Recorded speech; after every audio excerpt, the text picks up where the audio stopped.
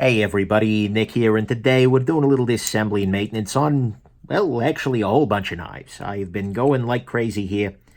I'm on a disassembly roll, if you will. Free spinning pivot. And this is the very last one on my table. This is the Kizer Mini... Is this the Sheepdog? I want to say it's the Sheepdog. Could be. It sounds like something somebody would name a knife, right? The Sheepdog, the Gray Man, the rugged survivalist with a bit of salt and pepper in the beard but a heart of gold, or whatever the heck the fantasy is these days. All right, there we go. Popping these guys loose. Lift this off. Come on. And just jiggling a little bit here. There we go. Sometimes you just got to get jiggly with it, you know? 90s kids, that one's for you. Okay, why are you not popping loose here? Whoa.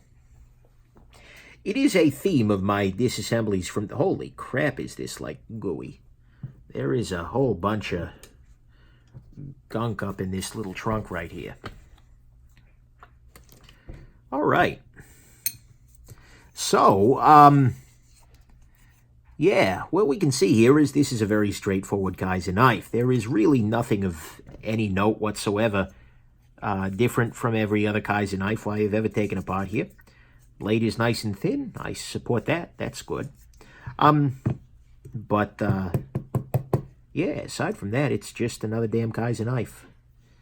For some reason, this pivot doesn't want to come out, but that's okay. I don't feel the need to make it. Lift the bearing. And we'll lift the bearing race out too. Why not, right? Well, we're in there.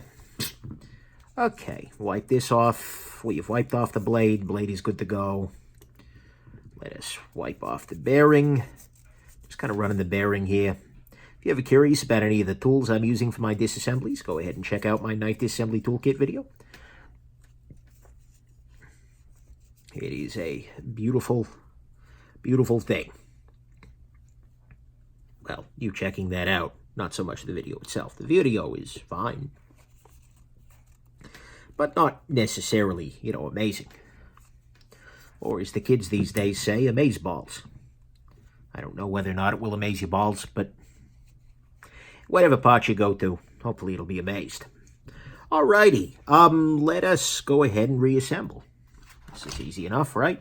I have a whole bunch of stuff on the table here, but that's okay. But yeah, this is about as Kizerly as Kizers get. There's not a whole lot going on here in terms of weirdnesses or uniquenesses or anything like that. It's just, it's a Kizer. And that's fine. Let's go ahead and put things back together. Step 1, drop on a washer. Step 2, drop on lubrication.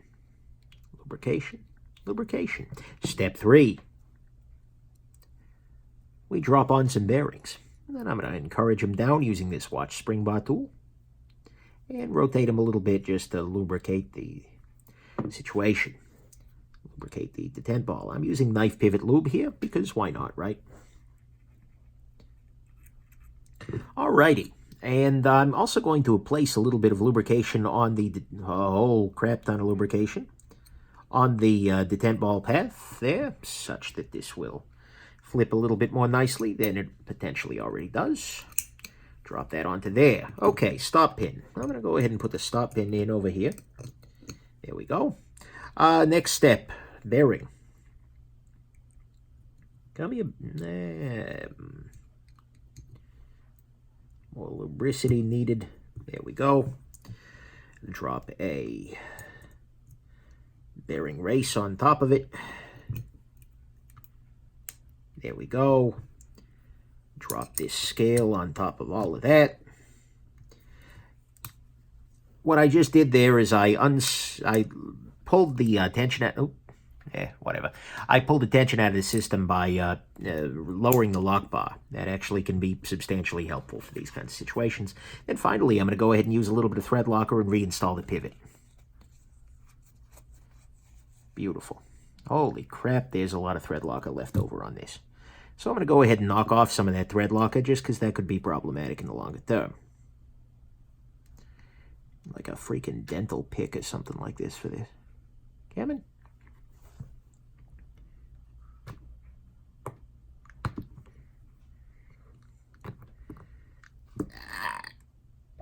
Good God.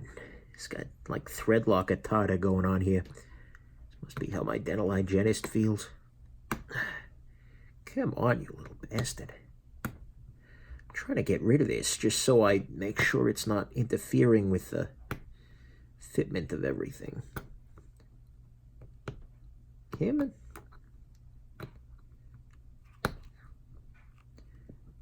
Almost there.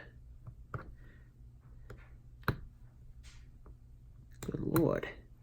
There we go. All right.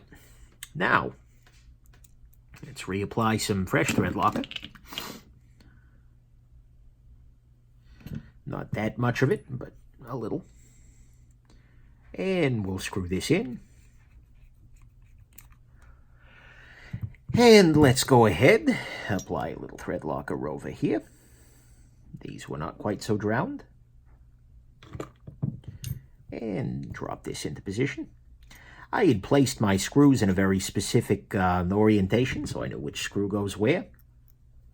That's why I have these little pockets up here in my mat. Lets me keep those in check. And now, presuming I've got the pivot tension right, which is probably not accurate, this thing,